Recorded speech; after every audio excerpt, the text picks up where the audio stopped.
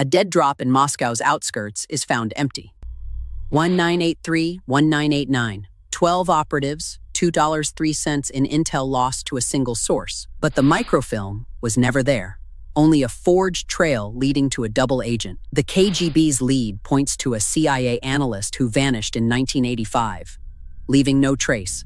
Yet the intelligence report buried in classified archives reveals a decades-old betrayal tied to the missing microfilm. Secrets about Soviet nuclear sites were sold. The U.S.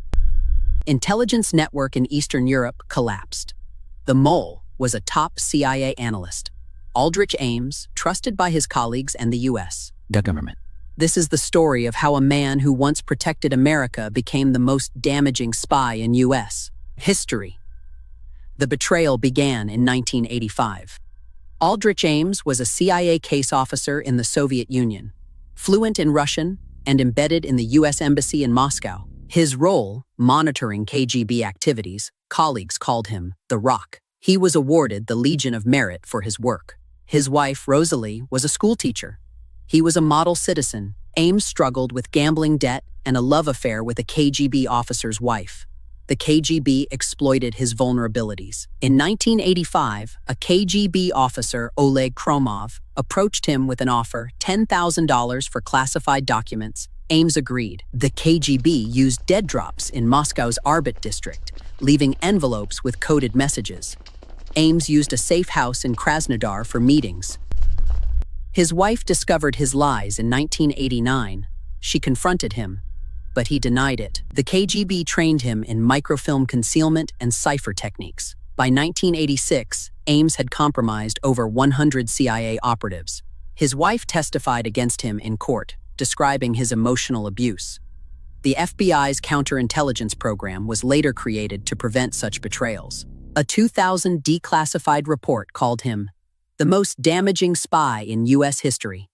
3 a.m. A dead drop in Moscow's outskirts is found empty. A microfilm containing CIA operative codes is missing.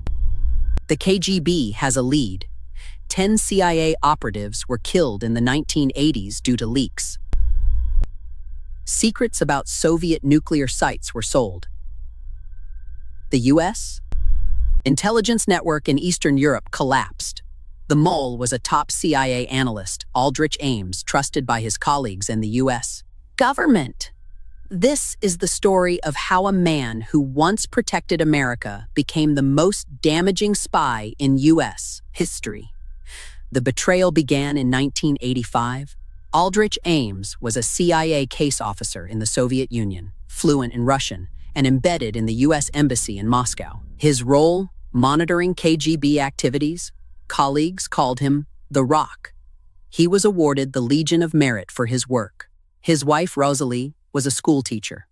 He was a model citizen. Ames struggled with gambling debt and a love affair with a KGB officer's wife. The KGB exploited his vulnerabilities. In 1985, a KGB officer, Oleg Kromov, approached him with an offer, $10,000 for classified documents. Ames agreed. Ames had climbed the CIA ladder with precision. Born in 1941 in El Centro, California, he joined the agency in 1962, fluent in Russian from childhood.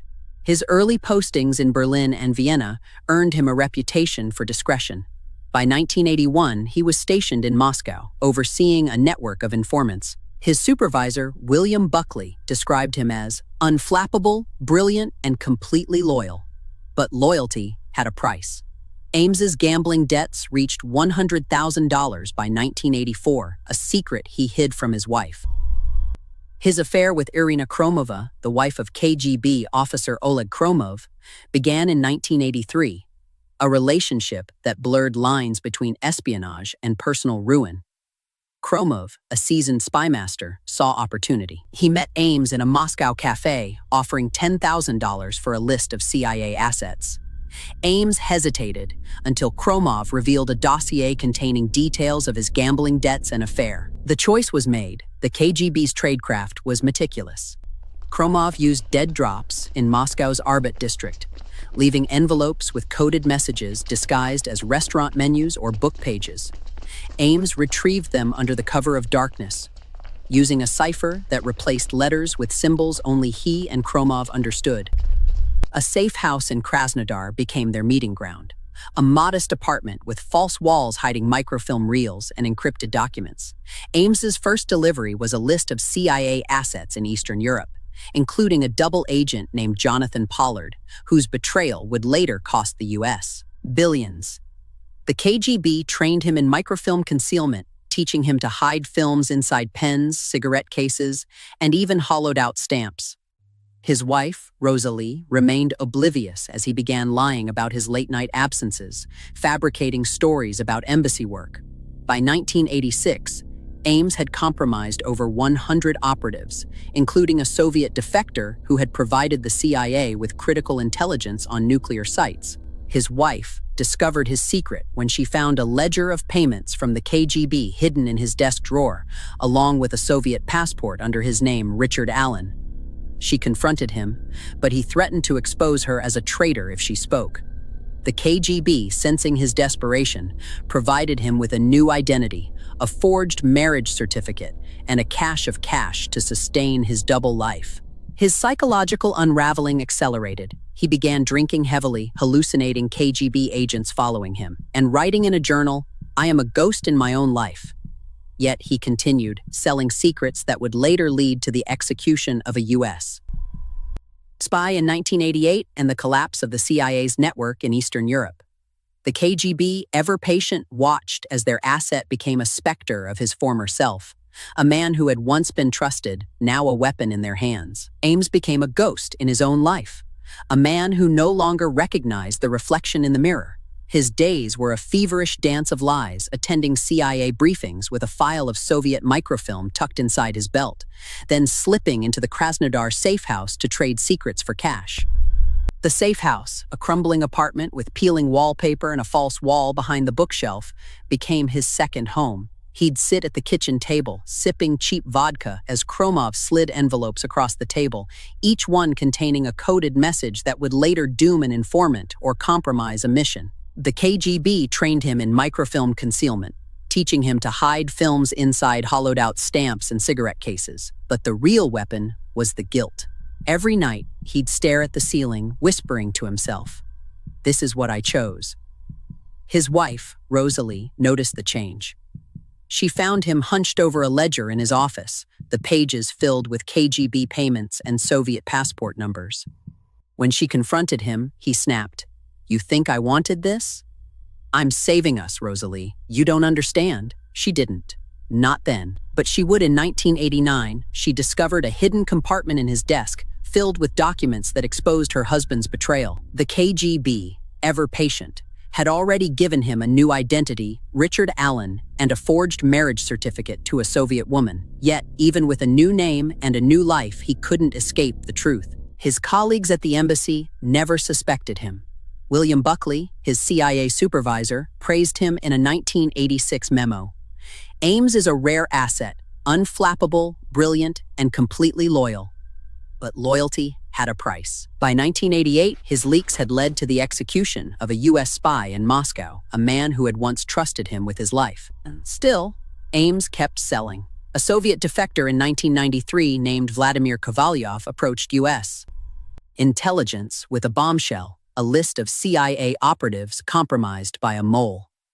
The FBI launched an investigation, tracing microfilm drops to a Moscow apartment linked to Aldrich Ames. Surveillance revealed a safe in his suburban Virginia home hidden behind a bookcase. On February 21, 1994, agents raided his house, finding $2.5 million in cash, Soviet passports, and a ledger detailing KGB payments. Ames, dressed in a rumpled suit, opened the door without resistance. "I didn't think you'd come this far," he said, his voice hollow. His wife, Rosalee, was arrested as an accomplice, her testimony revealing the full scope of his betrayal. The trial exposed a web of deception. Ames had sold secrets about the FBI's own counterintelligence operations, including details of the FBI's 1985 investigation into Jonathan Pollard, a Jewish-American spy who had leaked nuclear secrets to Israel. The KGB had used Ames to identify Pollard, leading to his 30-year prison sentence. But the damage was far greater. 10 CIA operatives were executed in Moscow, their identities sold for cash. A 2000 declassified report called Ames the most damaging spy in U.S., estimating the cost to American intelligence at $450 million.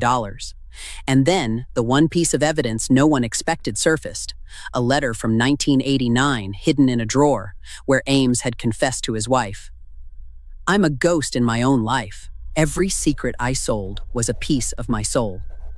The letter, written in shaky handwriting, revealed his guilt years before his arrest. It was a confession no one heard until the trial. Ames was sentenced to life without parole, his wife to 10 years. The FBI's counterintelligence program was created in 1995, mandating polygraph tests and psychological evaluations for all agents. But the legacy of betrayal lingered. Colleagues who had trusted him now saw him as a specter, a man who had traded loyalty for survival. In the end, the deepest wound wasn't the secrets he sold. It was the trust he shattered.